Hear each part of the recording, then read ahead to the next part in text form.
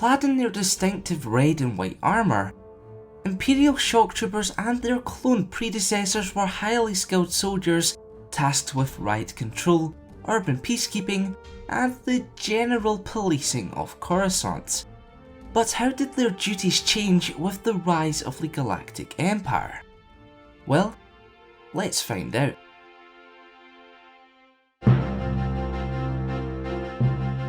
Welcome to the Crusade Star Wars Lore Episode 184, Shock Troopers.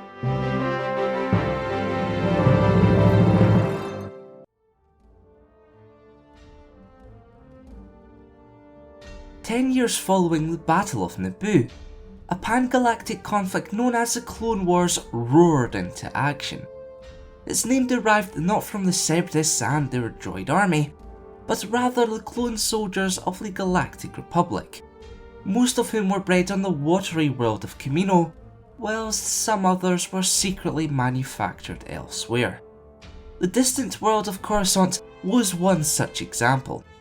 In fact, the Coruscant Guard consisted entirely of specialised clones, dubbed shock troopers.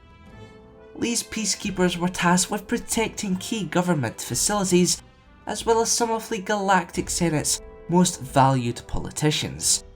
And to no surprise, they played an integral role throughout the war, from escorting Grandmaster Yoda to the coral moon of Ragosa, to apprehending Ahsoka Tano for her supposed crimes against the Jedi Order.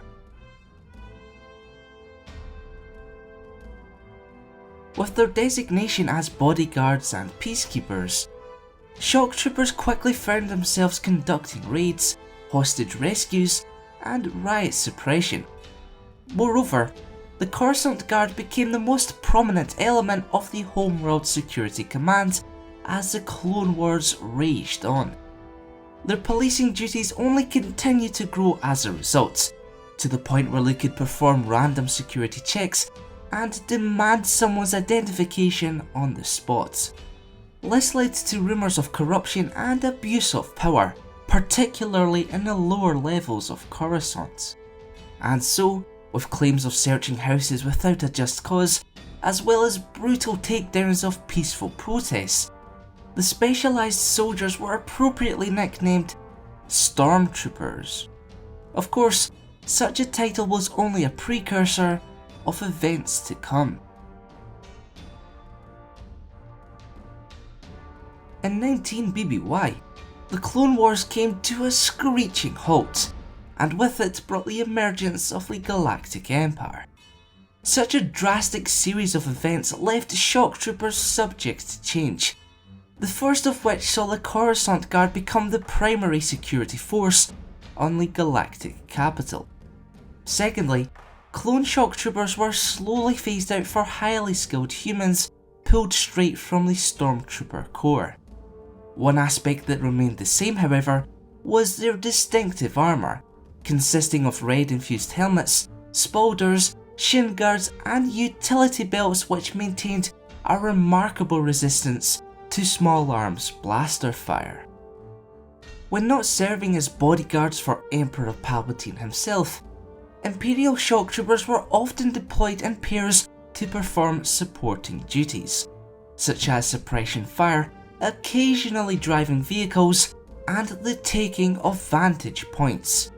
And to do so, they were often equipped with DLT-19 heavy blaster rifles and incredibly powerful rocket launchers. Now it's time for this week's question. Which specialised clone or Imperial troopers are your favourite? Let us know in the comments below. Remember to vote for next week's episode by participating in the card poll on screen now. Also, to have your say in future lore videos, head on over to thecarncrusades.com and get voting. If you learned something new from today's video, be sure to leave a like.